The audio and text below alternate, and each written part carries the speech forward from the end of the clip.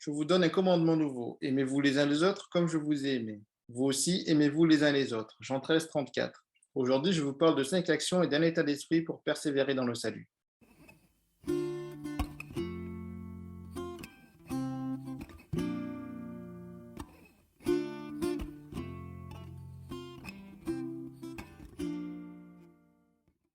Mais d'abord, comment être sauvé?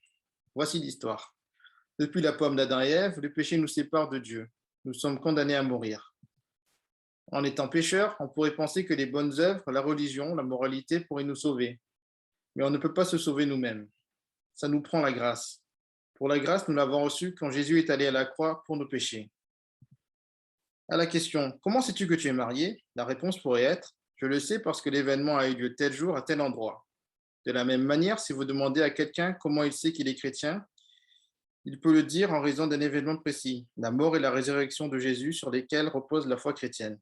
Jésus est mort sur la croix pour que nous puissions être réconciliés avec Dieu. Sauf que, comme le mariage, même si on a une date où on réalise que l'on est devenu chrétien, ce n'est pas un événement isolé, ça s'entretient. Jusqu'ici, je pense que les personnes qui fréquentent l'Église depuis plus d'1 an sont plutôt d'accord. Alors, comment persévérer dans le salut? Ça va vous prendre la repentance et la foi. La repentance, on pense que c'est nous détourner de ce qui est mal, mais c'est plutôt abandonner ce qui nous détruit. La foi en Dieu, c'est faire confiance. Les disciples ont fait confiance. Nous avons pu voir leur foi en action. Dans les prochaines minutes, j'aimerais partager l'exemple des disciples pour persévérer dans le salut. Ils ont suivi le commandement nouveau que leur a laissé Jésus, aimez-vous les uns les autres. Comme je vous ai aimé, vous aussi, aimez-vous les uns les autres. Jean 13, 34. Pendant longtemps, je connaissais plutôt le verset aime ton prochain comme toi-même. Sauf que ce verset me dérangeait. Car qu'est-ce qui se passe si on ne s'aime pas nous-mêmes? Voilà pourquoi Jésus en rajoute une couche. Avec ce verset, Jésus ne laisse aucun doute. Comme je vous ai aimé. Comment Jésus a aimé? Si vous regardez dans la version grecque, on parle d'amour agapéo. Agapao, c'est cet amour agapao que Jésus a quand il parle avec l'homme riche qui veut le suivre, mais est attaché à ses richesses terrestres. C'est cet amour agapao que Jésus a quand il aime Marthe et Marie, qui ne croient pas au miracle quand Lazare meurt. C'est cet amour agapao qui dit « Aimez vos ennemis, faites du bien à ceux qui vous détestent ». C'est cet amour agapao qui dit que Dieu a tant aimé le monde qu'il a donné son Fils unique. Alors, comment faire pour s'aimer les uns les autres comme Jésus nous a aimés? Alors, vous n'aurez pas à aller à la croix pour le péché de quelqu'un. Jésus l'a fait une fois pour toutes. Et ça, seul lui pouvait le faire. Et voici comment Dieu nous a aimés. Il a enseigné, il a nourri, il a servi, il a guéri, il a prié pour les personnes de son époque, il a mangé avec eux, il était avec les enfants, il était avec ceux que tout le monde rejetait, il a fait des disciples. Si Jésus a aimé comme ça, je pense sans trop me tromper que nous devons faire de même. Les actions concrètes pour montrer que nous nous aimons. On peut les regrouper en 5 actions que l'on appelle la mission. Si vous regardez ce que font les disciples, c'est toujours lié à 5 actions. Ils vont évangéliser, communier, adorer, former et servir. Ça peut sembler répétitif dans une vie de disciple, mais c'est ça qu'ils font tout le temps. Et pour vous le montrer, en fait, on va regarder dans Acte 14, des versets 21 à 27, qui était la lecture du jour. Alors, dans Acte 14, 21 à 27, on lit au verset 21, « Après avoir évangélisé cette ville et fait un certain nombre de disciples, ils retournèrent à Lystre, à Iconium et à Antioche. » Donc, les actions, évangéliser et former. Faire des disciples, donc, les former. Verset 22, il fortifiait l'esprit des disciples et les encourageait à persévérer dans la foi et disait, c'est à travers beaucoup de difficultés qu'il nous faut entrer dans le royaume de Dieu. Donc là, on a de la communion et du service. Nous pouvons communier en nous fortifiant l'esprit et en nous encourageant. Les personnes qui pensent avoir une vie tranquille quand on est sauvé, c'est annoncé que ce sera une vie de service. Verset 23, ils désignèrent des anciens dans chaque église et après avoir prié et jeûné, ils les confièrent au Seigneur en qui ils avaient cru. Là, c'est former et adorer. Il désigne des anciens pour assurer la formation. Prier et jeûner, c'est 2 actions pour adorer. Les versets 24 et 25. Traversant ensuite la Pisidie, ils vinrent en Pamphylie. Ils annoncèrent la parole à Perge, puis ils descendirent à Attalie. Là, une action d'évangélisation. 26, 27. De là, ils embarquèrent pour Antioche, leur point de départ, où on les avait confiés à la grâce de Dieu pour la tâche qu'ils venaient d'accomplir. Après leur arrivée, Paul et Barnabas réunirent l'Église et racontèrent tout ce que Dieu avait fait avec eux et comment il avait ouvert les portes de la foi aux non-juifs, communiés donc. Verset 28, ils restèrent assez longtemps avec les disciples, pour la formation, j'imagine. Donc on voit bien que les 5 actions sont toujours là, évangéliser, former, communier, servir et adorer. Tout ça, ça peut vous sembler loin, mais aujourd'hui, c'est ce qu'on fait aussi dans l'Église. Il ne faut pas aller chercher bien loin pour savoir qu'est-ce qu'on fait dans l'Église. Vous pouvez regarder directement dans le règlement intérieur de notre Église, qui dit donc, si on le regarde, le point 2.1, la paroisse constitue une association cultuelle chargée d'annoncer la parole de Dieu à toute personne sans distinction d'appartenance sociale, ethnique ou politique. On parle bien d'évangélisation. Au point 2, elle remplit sa mission par la célébration du culte, l'administration des sacrements, la catéchèse, l'enseignement religieux, l'évangélisation, la participation aux œuvres d'entraide et des missions des églises, la préparation aux différents ministères au sein de la paroisse pour ses membres, ainsi qu'aux différents services et activités de la communauté et d'en assurer les besoins financiers. Tous ces mots pour vous dire en fait que on fait la communion. C'est des exemples de communion. Point 3, elle témoigne de la vérité de la parole divine. C'est de l'adoration. Point 4, elle instruit, écoute, accompagne ses membres et veille à leur formation biblique et théologique. On parle de formation. 5, elle contribue à la mise en œuvre des principes d'unité, établissant des rapports entre les membres d'une communauté chrétienne. On parle ici de service.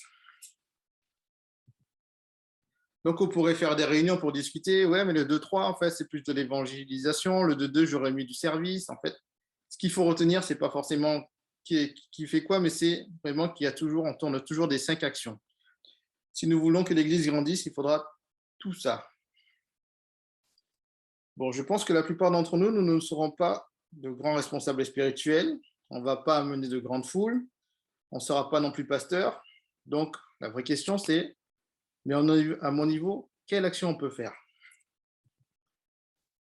C'est pour ça que j'aimerais vous parler du cas Barnabas.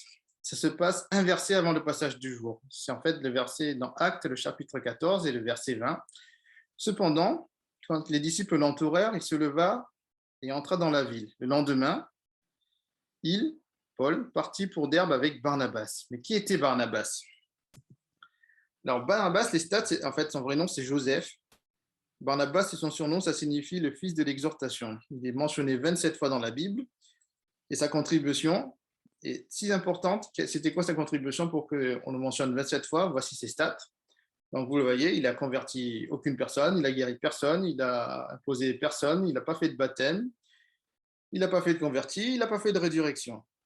Il n'était pas un prédicateur, il n'était pas un évangéliste, et il n'était pas un prophète. Donc, je pense que ça correspond à peut-être 90, 80, 80% des personnes qui doivent écouter ce message. Et pourtant, il est un acteur essentiel dans la propagation de l'Évangile. Barnabas est mentionné tant de fois, surtout à cause de sa contribution à l'unité de l'Église. Donc, on va revoir les 5 actions et comment il en était acteur. Donc, les 5 actions, on les revoit: évangéliser, communier, adorer, former et servir. Et comment il a été acteur? Eh bien, on va les voir maintenant. Alors, comment Barnabas a formé? En fait, un Barnabas, c'est quelqu'un qui aide à construire l'Église dans l'unité par ses dons et ses offrandes. Donc, comment on peut se former à son niveau? Il suffit de donner. On construit l'Église dans l'unité quand on s'approprie afin d'enrichir les autres. Quand tu donnes, tu formes à la générosité. En fait, l'exemple frappant, c'est vraiment quand les parents et les enfants pendant l'offrande. En fait, les enfants, ils n'ont pas d'argent, donc forcément, les parents donnent aux enfants pour apprendre à donner à l'offrande. Et un petit conseil, en fait, à ce niveau-là, si vous voulez que les enfants donnent beaucoup d'argent, il faut inverser l'ordre des offrandes. Vous donnez la petite somme et vous laissez la grande somme aux enfants. Comme ça, les enfants, quand ils sont plus grands, ils seront habitués à donner la grande somme. Comment adorer? Comment Barnabas a adoré, en fait? Il faut être ouvert au changement que Dieu fait. Dans le passage que nous avons lu aujourd'hui, on parle de Paul et Barnabas qui sont allés à Antioche. Savez-vous ce qu'ils ont trouvé là-bas? Une assemblée qui a accepté des non-juifs et qui les a baptisés sans les circoncire. des païens incirconcis, baptisés, admis à la Sainte Seine, membres de l'Église. Des choses pareilles ne seraient jamais tolérées dans la grande Église de l'époque à Jérusalem. Permettre de telles déviations nuirait à l'unité de l'Église globale. C'est comme si aujourd'hui on disait « Ah non, on ne fait pas de telles choses ici dans notre Église. On a un certain niveau. Dans d'autres églises, oui, on le voit, mais pas chez nous. » Et en fait, on se dit qu'il faut immédiatement mettre de l'ordre. Mais que fait Barnabas? En fait, il va laisser faire. Ce qu'on dit dans Acte 11, 23. Lorsqu'il fut arrivé et qu'il vit la grâce de Dieu, il s'en réjouit. Et il les exhorta tous à rester d'un cœur ferme, attaché au Seigneur. Il ne leur dit pas arrêtez, il voit la grâce de Dieu en ce qu'ils font. Il ne dit pas nous n'avons jamais fait comme ça, vous devez faire exactement comme nous à Jérusalem. Il n'est pas sclérosé dans la tradition. Lorsqu'il eut vu la grâce de Dieu, il s'en réjouit et il les exhorta tous à rester d'un cœur ferme, attachés au Seigneur. Barnabas comprenait qu'il y a de l'unité dans la diversité, qu'on peut construire l'Église dans l'unité sans exiger que chacun partage exactement la même opinion sur chaque sujet et que chacun se comporte exactement de la même façon. Il y a une très grande unité possible dans une diversité très large, pourvu que nous nous respections les uns les autres dans notre diversité. Autre point, comment contribuer à la communion? Pour cela, il faut encourager les autres ministères en particulier. Une assemblée qui ne permet aucune diversité, qui essaie de contrôler ses membres et de leur dicter leur comportement et leur opinion, devient vite un petit club fermé, qui soupçonne toute personne qui tente d'y adhérer et qui se méfie de toutes ces suggestions nouvelles. Tandis qu'une assemblée qui se sert de la diversité de ses membres pour stimuler sa croissance et son ouverture grandit. Barnabas et la ville d'Antioche, c'est une grande histoire.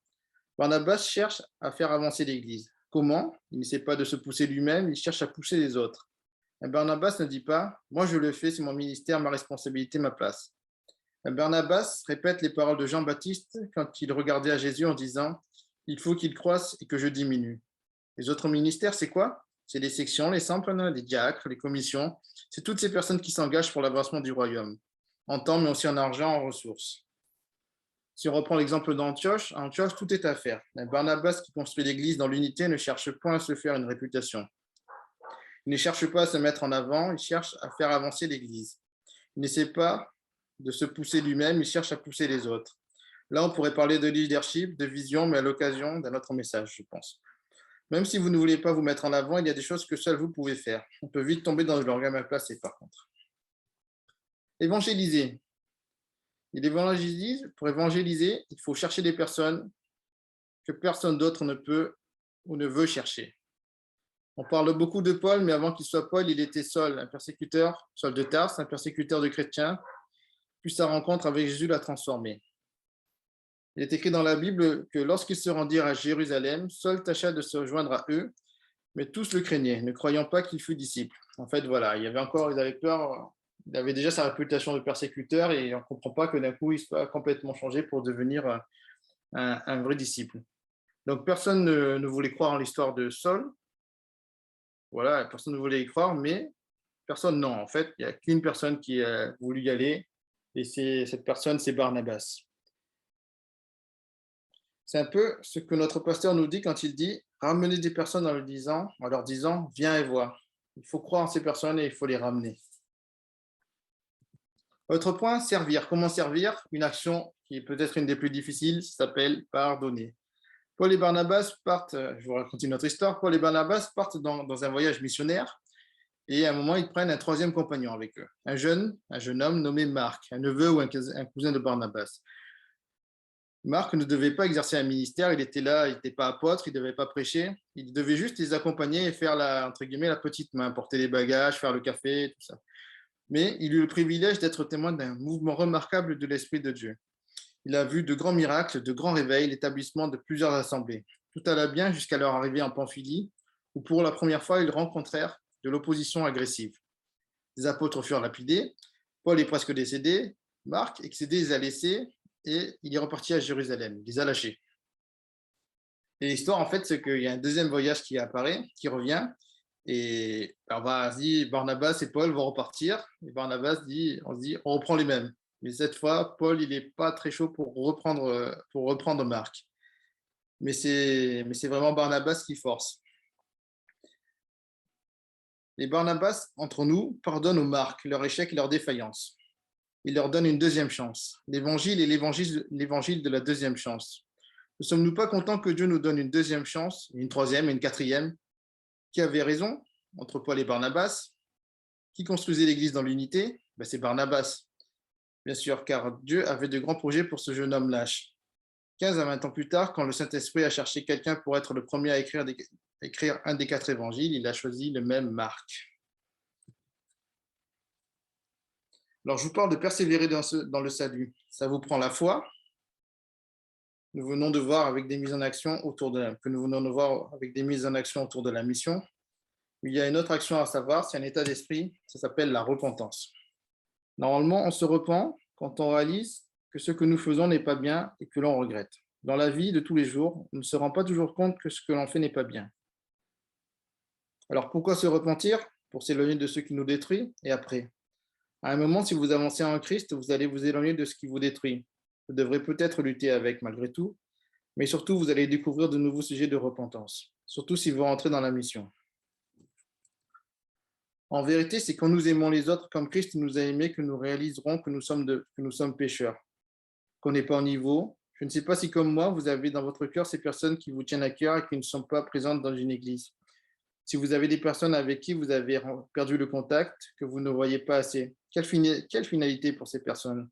Avons-nous fait le maximum pour savoir qu'elles persévèrent dans le salut? La vie n'est faite que de priorités. Choisir, c'est renoncer, et ne pas choisir, c'est subir. Je voudrais vous parler d'une personne, Bronnie Ware. Elle est infirmière en soins palliatifs et a recueilli les témoignages de ceux qui, au dernier jour, dressaient le bilan de la vie. Selon Bronnie Ware, les 5 regrets les plus fréquents des personnes proches de la mort sont: j'aurais aimé avoir eu le courage de vivre la vie que je voulais vraiment, fidèle à moi-même, pas celle que les autres attendaient de moi.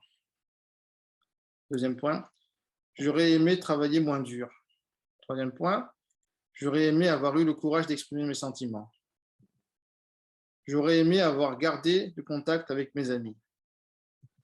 J'aurais aimé m'être donné la permission d'être davantage heureux. Avec ces 5 affirmations, je viens de vous donner 5 sujets de repentance. S'il vous respire encore, il est encore temps d'agir. Alors oui, ça nous prend la repentance pour savoir que l'on n'est pas dans la bonne direction, mais aussi que l'on n'y arrivera pas seul. La bonne nouvelle, c'est que Jésus ne nous laisse pas seuls. Il fallait qu'il parte pour que le plan de Dieu se réalise. Oui, le Saint-Esprit est là pour vous permettre de passer à l'action. Bien souvent, on veut y croire, mais qu'à moitié. On pourrait parler longtemps de l'action du Saint-Esprit, mais je vous laisse juste avec une citation pour lancer vos réflexions personnelles. Voici le genre de réaction que nous pourrions avoir. Si vous priez pour avoir beau temps, laissez votre parapluie. En fait, voilà, c'est quand on y croit qu'à moitié, on a cette réaction. Si vous priez pour avoir beau temps, laissez votre parapluie. C'est ce qu'on fait, en fait. On prie, on demande, on dit on va avoir beau temps, mais on n'est pas sûr, donc au cas où, on prend le parapluie. Et bien voilà, c'est un peu comme ça. Et donc, l'action de repentance, c'est vraiment de laisser son parapluie. Si vous connaissez le leitmotiv de la FPMA Aix-Marseille, ça commence par communion en mission. Si vous voulez persévérer dans le salut, il n'y a qu'une action à faire, repentez-vous. Et deuxième action, pensez Barnabas. Barnabas, je vous l'ai dit, c'est 0 conversion, 0 guérison, 0 prédication, 0 baptême, 0 recherche de démons, 0 résurrection. Donc, je pense que la grande majorité peut postuler au poste de Barnabas. Il y a plus de 10 ans, j'ai fait un parcours alpha. Alpha, une série de repas et un parcours d'introduction à la foi chrétienne. Je connaissais de nom, je voulais faire l'expérience. Avec mes années d'église et de STK, groupe de jeunes chrétiens, je pensais que j'étais armé. Sauf que dès le premier repas, j'ai de suite compris que j'étais dans une bulle. Rencontrer de vraies personnes avec de vrais défis. Des personnes vides à l'intérieur, des Lazars qui sont vraiment morts à l'intérieur. Des personnes convaincues d'avoir la vérité comme des Sauls de Tarse. Une des phrases que j'ai entendues souvent, c'est « on va demander au pasteur ». Mais j'ai une annonce à vous faire, le pasteur ne sait pas tout. Ça va vous prendre un cheminement personnel pour trouver des réponses personnelles. J'ai vu des personnes transformées pour être en feu pour la mission. J'ai vu des personnes changer de ville parce qu'elles ont reçu un appel, des personnes se convertir. Une phrase qui résonne toujours dans ma tête depuis, c'est « ça fait des années que je suis à l'église et c'est la première fois qu'on m'écoute ». Ça m'a moi-même changé. Quand j'ai fait ce pas, Je ne savais pas que j'allais vivre des choses extraordinaires, faire des rencontres extraordinaires. Je ne savais même pas que ça allait m'amener là, vous raconter un message. Mais j'ai eu besoin de mon Barnabas pour faire le premier pas. Vous souvenez, au début du message, je vous posais la question, comment sais-tu que tu es marié? Je vous réponds, je le sais à chaque fois que je dis, oui, prends la dernière part de rave tout alors que j'ai encore envie de manger, mais aussi quand je finis la dernière part de gâteau en lui disant, je tiens à ta ligne, je fais ça pour ton bien. Mais surtout, à chaque fois qu'on décide de se lancer dans des aventures fous comme Alpha, Alpha Connect, Soirée Pulse, un culte comme Grain de Moutarde et les cultes en francophone, là, je sais que je suis marié. Et suivant les projets, on est les Barnabas l'un de l'autre. Barnabas est un constructeur de l'Église, dans l'unité. Il aurait eu sa place dans notre Église. Je vous laisse avec cette question. Es-tu un Barnabas? Nous prions. Seigneur, nous voulons nous sentir forts, mais être brisés en un instant. Nous voulons être fidèles, mais nous sommes imprévisibles par moments. Nous voulons tenter de tout porter, mais tout peut s'effondrer. Nous voulons toucher les sommets, mais nous pouvons nous égarer. Mais à chaque fois que nous revenons, tu es là. Tu as offert ta vie pour toutes nos fautes, tu as montré ta grâce, et tout ça nous dépasse. Nous ne méritons pas ce genre d'amour, pourtant, tu ne sais pas aimer autrement. Même si nous n'avons rien à offrir en retour, tu nous aimes assez pour nous accueillir tels que nous sommes, tu nous aimes trop pour nous laisser tels que nous sommes. Merci Seigneur pour cette grâce que tu nous as donnée. Ta grâce fait toutes choses nouvelles. Tes œuvres pour nous sont parfaites. Tu l'espoir pour les choses de ce monde. Seigneur, tu fais toutes choses nouvelles.